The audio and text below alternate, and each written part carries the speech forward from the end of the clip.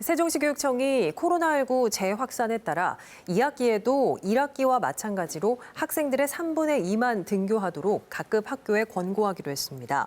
세종시 교육청은 당초 사회적 거리 두기 1단계 유지를 전제로 2학기에는 전면 등교를 권고했었지만 수도권에서 시작된 집단 감염이 지역으로도 확산함에 따라 학교 밀집도를 3분의 2로 유지하도록 변경했습니다.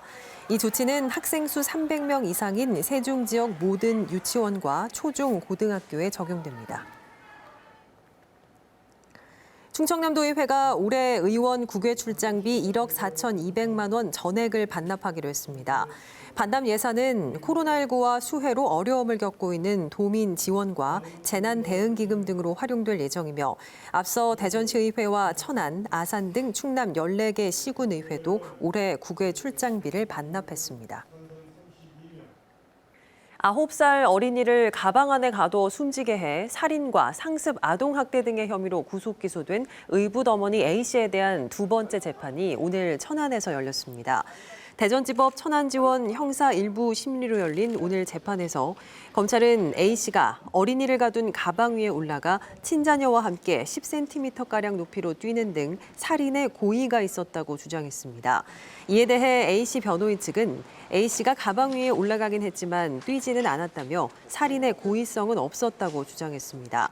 재판부는 양측 주장의 진위를 가리기 위해 A씨 친자녀들이 당시 학대 상황을 진술한 녹화 영상을 증거로 채택해 오는 31일 3차 공판을 열기로 했습니다. 대전시 교육청이 코로나19 재확산에 따라 다음 달 11일까지 대전 지역 모든 학교의 등교 인원을 전체 학생의 3분의 2로 유지하도록 권고했습니다. 대전시 교육청은 지난 5일 거리 두기와 안전 조치가 가능한 학교는 구성원 의견 수렴을 거쳐 전교생이 매일 등교 수업을 할 수 있도록 했지만 수도권발 집단 감염이 지역으로도 확산함에 따라 학교 내 밀집도를 3분의 2로 유지하도록 변경했습니다.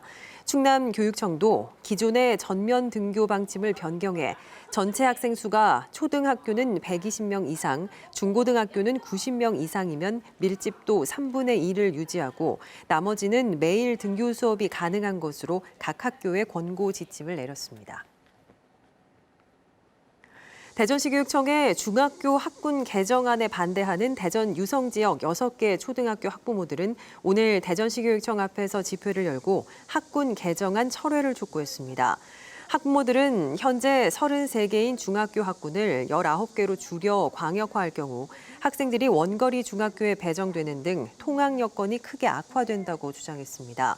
학부모들은 집회 뒤 개정안에 반대하는 학부모 의견서 15,000장을 교육청에 전달했습니다.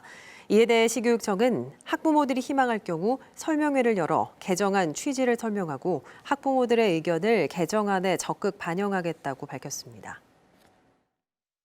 지난 8일 용담댐 방류에 따른 제방 유실로 침수 피해를 당한 금산 인삼재배 농민들이 비대위를 구성하고 수자원공사가 피해에 대한 책임을 져야 한다고 주장했습니다. 금산군 부리면과 재원면 인삼재배 피해 농민들은 방류량 조절 실패로 홍수가 발생해 인삼밭 200만 제곱미터가 침수 피해를 당했다며 수자원공사가 금전적인 책임을 져야 한다고 밝혔습니다. 농민들의 이 같은 주장은 용담댐 하류 4개 지역 군수들의 입장과 같은 것으로 이와 관련해 조만간 수자원공사가 입장을 밝힐 것으로 보입니다. 신임 박영순 더불어민주당 대전시당 위원장이 오늘 취임 후 첫 기자 간담회를 갖고 활발한 소통과 토론, 정책 제안을 제시하는 시당이 될 수 있도록 체제를 개편하겠다고 밝혔습니다. 신임 장동혁 미래통합당 대전시당 위원장도 오늘 취임 기자회견을 열고 지난 총선에서 국민의 마음을 읽지 못했다며 위기를 기회 삼아 조직을 새롭게 정비하겠다고 밝혔습니다. 또 더불어민주당 신임 충남도당 위원장에는 오늘 강훈식 의원이 추대됐으며 강 위원장은 우리 사회의 세대, 계층, 지역 간 화합을 도모하고 극대화된 균형감으로 시대를 변혁하는 데 앞장서겠다고 강조했습니다.